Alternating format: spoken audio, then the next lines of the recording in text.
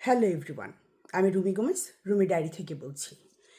এই প্রশ্নের উত্তরটা না দিলেই হচ্ছিল না এবং আমি স্বস্তি পাচ্ছিলাম না। যারা আমাকে ভারতের দালাল বলেন,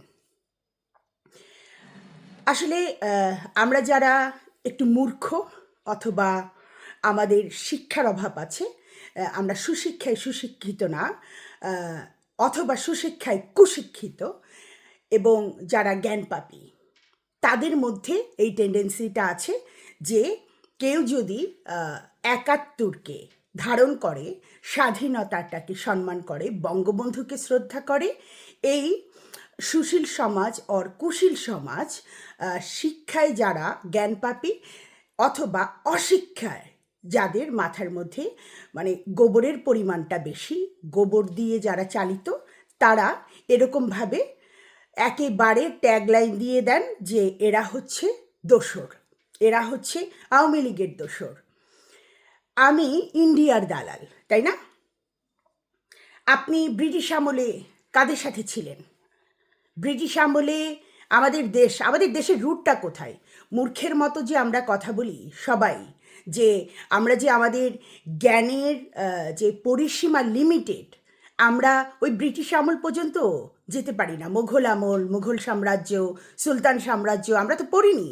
আমাদের ইতিহাস তো পুরো বিকৃত হয়ে গেছে এখন দেশে, তাই না?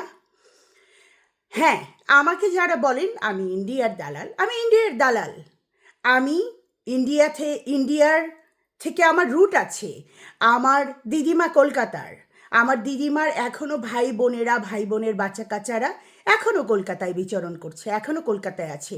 আমাকে ইন্ডিয়ার দালাল বললে আমার অস্বাভাবিক কিছু মনে হয় না, আমার কাছে এটা স্বাভাবিক মনে হয়। কিন্তু দালাল বলতে হবে কেন?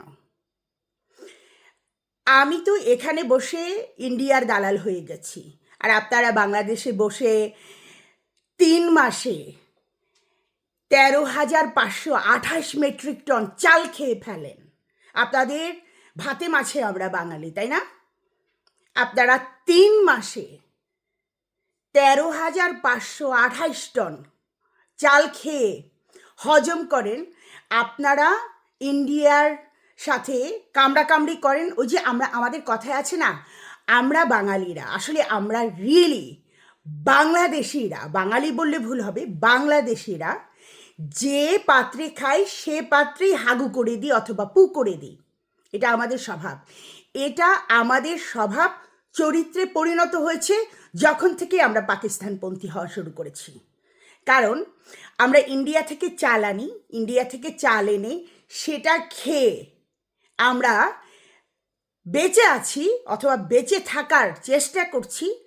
আর আমরা মরণপন্থার জন্য, আমরা উল্লাল্লা জীবনযাপন করার জন্য ওই পাকিস্তান থেকে পাখির সিডের নামে পপি সিড আনছি, যাতে আমরা চোখে মুখে সরিষা ফুল দেখি। আরে মূর্খরা, যারা আমাকে ইন্ডিয়ার দালাল বলেন, আপনাদের রুটটা কোথায়? যারা এটা বলেন তাদের রুট ওই যে আইয়ুব খান বলে গিয়েছিল না, বাংলাদেশ ছেড়ে গিয়েছি কিন্তু কিছু বিষ বাংলাদেশে রেখে গিয়েছি। ওই 20 বর্গ বলেন আমাকে, যারা পাকিস্তানের বিষ।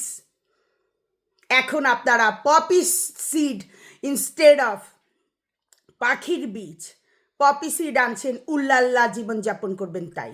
সো যারা আমাকে ইন্ডিয়ার দালাল বলেন তারা একবার চিন্তা করবেন আমাদের রুটটা কোথা থেকে এসছে।